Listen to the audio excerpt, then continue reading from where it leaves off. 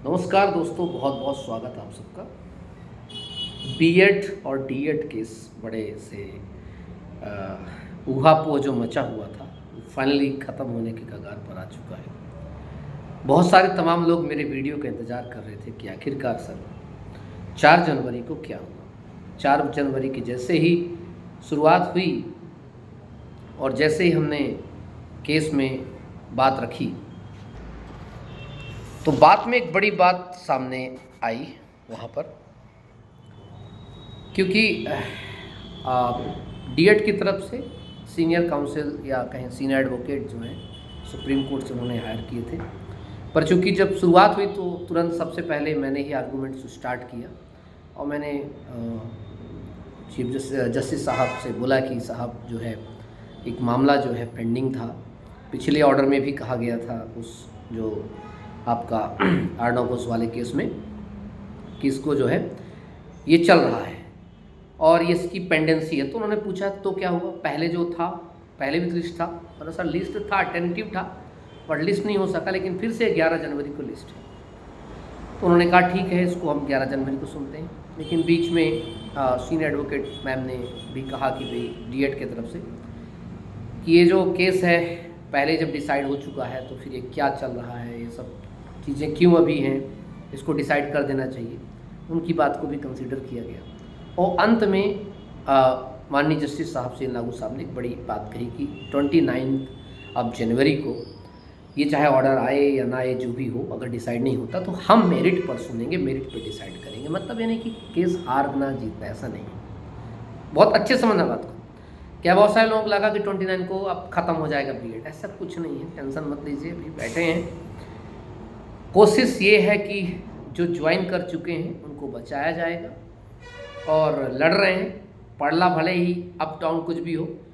और पिछली हियरिंग में तो बीएड की तरफ से बस मैं ही बचा था और सरकार बची थी। बाकी बीएड की तरफ से काउंसिल्स कम ही उपलब्ध हुए थे, पर मैं वहाँ पर था, डटा हूँ, डटा रहूँगा। केस का कुछ भी हो, बट एक बहुत अच्छे से मैं बता दूं, जितने बीएड वाले डीएड वाले दोनों ही मेरे लिए बड़े प्रिय हैं। पर चूँकि मैं यहाँ पर जो एक काउंसिल हूँ किसकी तरफ से, बीएड की तरफ से इंटरवीनर्स जो बना हूँ, एडवोकेट हूँ मैं, तो उनके लड़ रहा हूँ। बाकी जब मैं बाहर निकला तो पूरे डीएड के साथियों से मिला, गले मिला, हाथ मिलाया, बात की हमने। मैं और ठाकुर साहब बात कर रहे थे, बगल में बच्चे खड़े थे। इतने व्यापम के वकील साहब थोड़ा भड़क भी गए कि क्या क्या करते रहते हो आप लोग। कोई बात नहीं, व्यापम तो भड़कता रहता है। उसके बाद एक भाई हैं, क्या नाम है, एग्ज़ाम तक आई थिंक चलाते हैं, चैनल चलाते हैं, तो उन्होंने एक शब्द कहा कि मान गया चौहान सर आपको पता है कि गर्दन कटने वाली है, फंसी है, फिर भी लगे हैं, आपके जज्बे को सलाम। ये शब्द उनके भाई के थे। तो मैंने बोला थैंक यू सो मच इसके लिए, क्योंकि मेरी एक बात हमेशा याद रखना, मुझे पता है कि जंग में क्या होगा क्या नहीं होगा। मुझे पता है कि जंग में क्या होगा नहीं होगा। मुझे ये भी पता है कि मेरी गर्दन कटने वाली है, पर गर्दन कटने तक का तो समय है ना, तब तक को लड़ सकूं। हो सकता है गर्दन काटने वाले की गर्दन मैं काट दूं या गर्दन काटने वाले का हाथ काट दूं, कुछ भी हो सकता है। खैर, फाइनली सबसे अच्छी न्यूज़ ये है कि 11 जनवरी का केस आपका लग चुका है और माननीय जो है चीफ जस्टिस साहब ने बोस साहब, अमृत बोस साहब के पास, अब दुलिया साहब के पास जो है केस को लगा दिया है और वो केस लिस्ट भी हो चुका है। मतलब उसका सीरियल नंबर भी जनरेट हो चुका है। किसका? अर्णव घोष वाला। अब अर्णव घोष वाला जो केस है उस पर बड़ी अच्छी चीज़ें, बहुत अच्छी चीज़ में मिलेंगी, अभी देखना आपको, और बहुत कुछ उसमें आउटपुट होगा। और मुझे ऐसा लगता है कि जो ज्वाइन कर चुके हुए बीएड है, ऐसा मेरा अंदाज़ा है पिछले ऑर्डर्स को देखते हुए सुप्रीम कोर्ट के आंध्र प्रदेश के केस में, महाराष्ट्र केस में, कि जो अपॉइंटेड बीएड है उनको हटाना थोड़ा सा मुश्किल पड़ेगा। अर्थात जिन्होंने नियुक्तियां पा ली है, जो अगस्त 2023 तक जिन्होंने नियुक्तियां पा ली है, उनको निकालना थोड़ा सा मुश्किल पड़ेगा। लेकिन बहरहाल जो है समस्या भी ख़त्म नहीं हुई है, तूफान अभी मचा हुआ है। तो जितने भी बीएड कैंडिडेट्स हैं लगातार सपोर्ट करें, अपनी टीम को सपोर्ट करें, क्योंकि हमें भी कुछ ना कुछ और भी एडवोकेट्स हो सकते हैं, लगाने पड़ सकते हैं। जैसे आप देखें डीएड टीम जो है उन्होंने लगातार कंटिन्यू 2-2, 3-3 एडवोकेट सुप्रीम कोर्ट के और तमाम सीनियर एडवोकेट जो हायर किए हैं।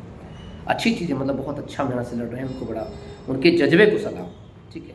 और वहीं पर जो बीएड वाले जो इतने निठल्ले तरीके से बैठे हुए हैं, जबकि जॉब कर रहे हैं तब भी उतना लड़ नहीं पा रहे हैं। खैर, भगवान करे तुम्हारी जॉब को बचे, और हम तो कोशिश करेंगे कि आपकी जॉब बचे, क्योंकि लड़ ही रहे हैं इसलिए।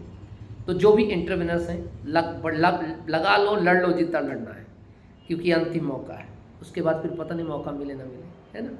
तो ये छोटी सी इन्फॉर्मेशंस थी कि जो है केस लिस्ट हो चुका है, और जो ऑर्डर आया 4 जनवरी को क्या था और 29 जनवरी को क्या होने वाला है। तो अगर हमारा, आपको पता है कि 11 तारीख का जो केस है वो अगर आपके लिए पॉजिटिव न्यूज़ देता है तो आप जॉब आपकी सेव है, और नहीं देता तो सेव करने की आखिरी लड़ाई लड़ेंगे। जंग में कुछ भी होगा, लड़ाई तो लड़ेंगे, है ना। तब तक सभी लोगों को बहुत बहुत शुक्रिया, सारे डीएड वालों को भी, सारे बीएड वालों को भी। मैं कोर्ट में भी समझा रहा था कि वकील भी जब आपस में केस लड़ते हैं तो इतनी दुश्मनी नहीं पालते, तो मानसिक दुश्मनी मत पालिए। कोई किसी का बैरी, कोई किसी का दुश्मन नहीं है। सामने जो दुश्मन है वास्तविकता सरकार है। सरकार ने अगर गैजेट नहीं बनाया होता तो बीएड वाले गए नहीं होते। तो कमाल की बात यह है कि हम आपस में लड़ रहे हैं, जबकि मेन गुनाहगार कौन है? सरकार है। मेन गुनाह कौन है? एनसीटी है। जबकि हम कौन है? अभ्यर्थी। बीएड वाला भी अभ्यर्थी है, डीएड वाला अभ्यर्थी है, पर हम टारगेट भूल गए हैं कि एक्चुअली हम किसके खिलाफ जाना चाहिए।